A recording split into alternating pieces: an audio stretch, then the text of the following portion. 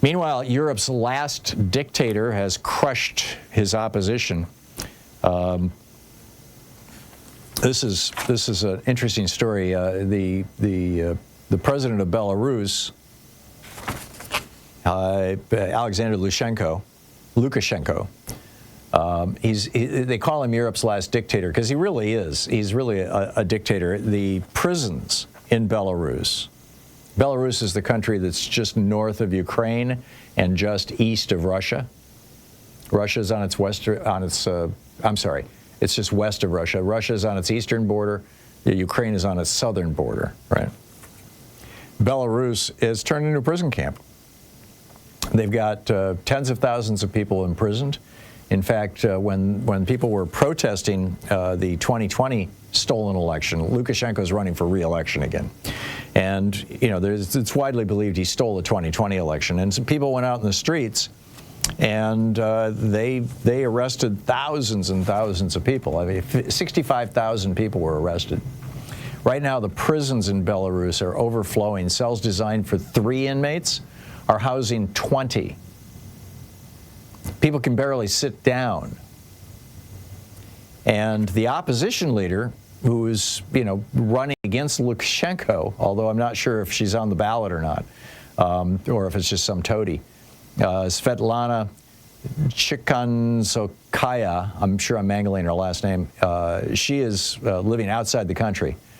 She has called on the West to react to these recent arrests. He's just started a new crackdown. About 1,300 people have been recently arrested by Lukashenko. More than 100 people in various cities across Belarus because they were campaigning against him. And they're going after people who are using apartment building online chats because social media is basically outlawed in Belarus.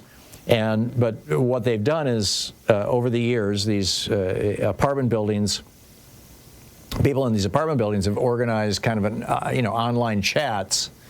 I don't know if they're doing it with email or if there's an app for it or what, to discuss things having to do with the buildings, right? The elevator's out, the toilet broke on the 12th floor, that kind of thing, right? And they're using these to talk about politics, and Lukashenko is not having it.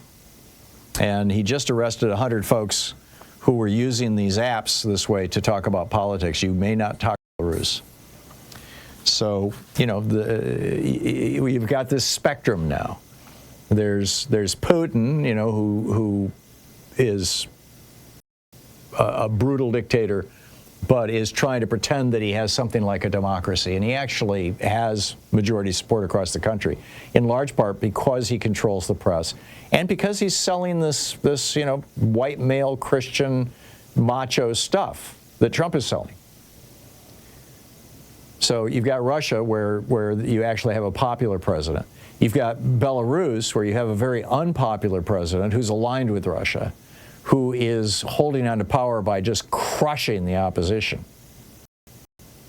And then you've got Hungary, where you've got Viktor Orban, who has basically, turned the country into a little fiefdom. The country is run by oligarchs.